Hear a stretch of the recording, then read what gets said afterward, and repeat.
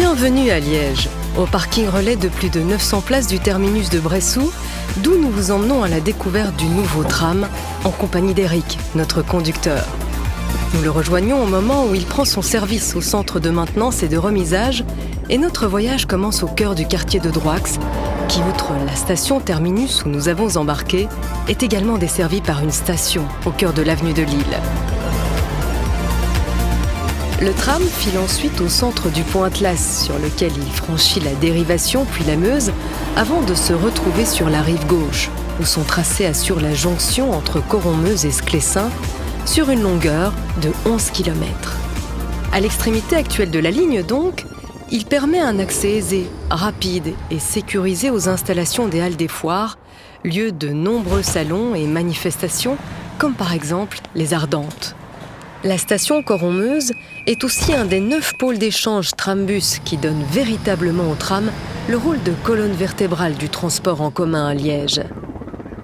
Il est aussi à la porte du projet d'écoquartier piloté par la ville de Liège et s'insère parfaitement dans les actions de rénovation en cours, tant à Coron-Meuse qu'à Droix. Grâce au tram, les quais de Meuse ont perdu leur caractère d'autoroute urbaine et sont devenus des quais larges sur lesquels cohabitent agréablement cyclistes et piétons qui découvrent ou redécouvrent les plaisirs d'une promenade le long du fleuve. À l'approche du centre-ville, les voies du tram se divisent, empruntant 2 itinéraires différents pour l'entrée et la sortie de ville. C'est par la place des Déportés et la rue Féronstrée que nous pénétrons dans le cœur historique, particulièrement apprécié par les touristes à la découverte des richesses de la ville. Féronstrée présente un nouveau visage. Autrefois voie de sortie de ville pour les voitures et les bus, elle est aujourd'hui un espace de convivialité entre trams, piétons et cyclistes. L'accès automobile étant désormais limité aux besoins des habitants et commerçants du quartier.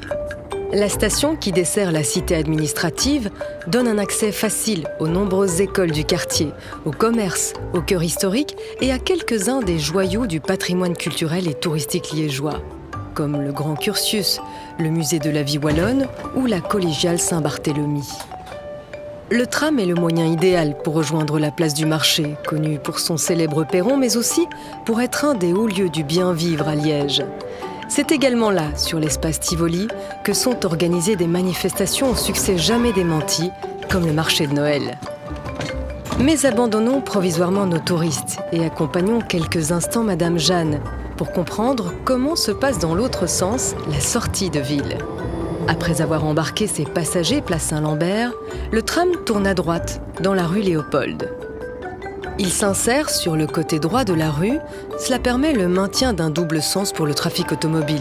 Puis, via la rue de la Cité, dont la circulation est limitée aux résidents et aux besoins de la vie locale, il rejoint les quais de la Batte et de Maastricht, en direction de Herstal.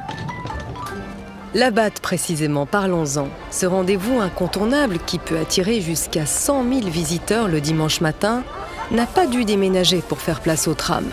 C'est au contraire celui-ci qui, pendant les heures de la Batte, circule en voie unique par Féronstrée. Le croisement des rames est réalisé à la station de la cité administrative, grâce à une plateforme élargie localement à 2 voies. Et en dehors des heures de la Batte, c'est en longeant la Meuse, avec un quai élargi et un espace complètement repensé, notamment à hauteur du Grand Curtius, que le tram file en site propre vers Coron-Meuse.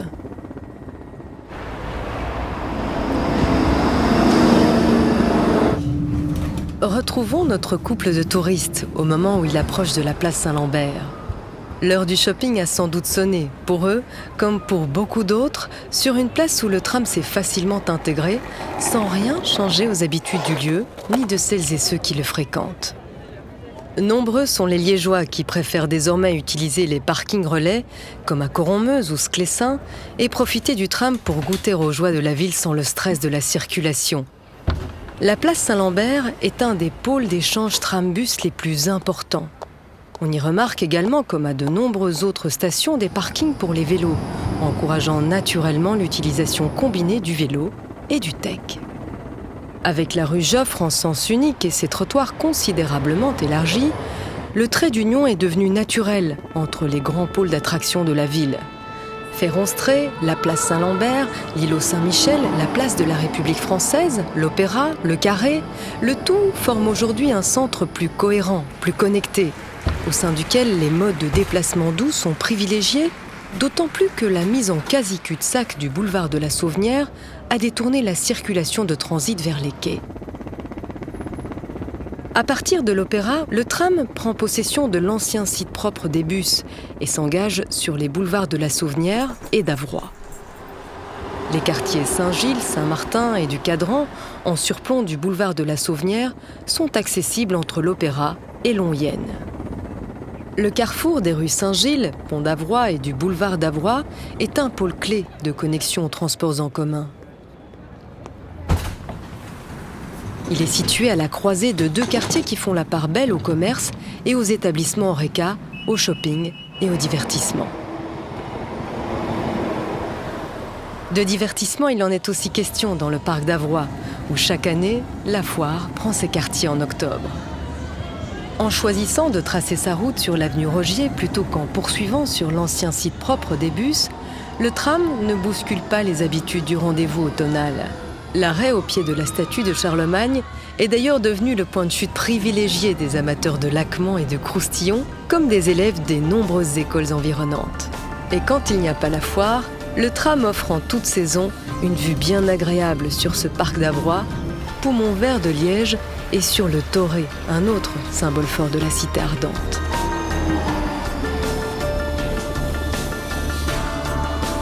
C'est par l'avenue Blondine, déjà transformée dans le cadre des travaux de réaménagement des quais, que le tram s'en va vers la gare des Guillemins, avec un arrêt au-dessus du nouveau tunnel par lequel la circulation automobile sort désormais du centre-ville.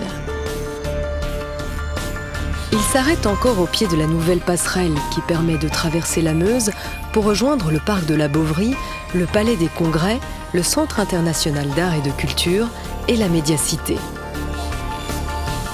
Cap ensuite vers l'autre extrémité de l'esplanade et vers un des lieux essentiels de Liège, la gare des Guillemins, et le triangle multimodal que forment la gare ferroviaire, la gare des bus et la station de tram. Un point d'échange essentiel, notamment pour les milliers de naveteurs qui, chaque jour, empruntent ces modes de transport en commun. Longeant la gare des Guillemins, le tram s'engage dans une rue Varin reconfigurée et dont l'accès est limité. C'est d'ailleurs un des seuls endroits du tracé où le tram n'est plus en site propre pendant quelques dizaines de mètres, ceci afin d'autoriser la circulation locale. On rejoint alors la place Générale Le Mans, qui joue pleinement son rôle de porte d'entrée de la ville. Afin d'optimiser les correspondances avec les nombreux bus transitant par cette place, la plateforme du tram est dissociée et les quais partagés, ce qui permet aux voyageurs de passer du bus au tram ou inversement sur le même quai. Juste après le passage sous le pont des Tilleuls, le tram participe à la renaissance du Val-Benoît. Cet ancien site universitaire où se côtoient maintenant habitats, bureaux, centres d'entreprise, zones de services et espaces de coworking.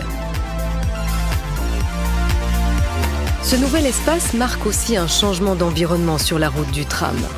Il sort de la ville et progresse dans un tissu marqué par une plus grande alternance entre zones industrielles et habitat.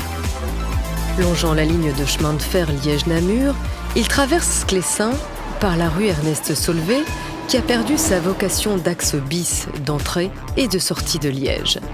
La priorité est rendue au trafic local et à une circulation organisée en boucle à travers le quartier.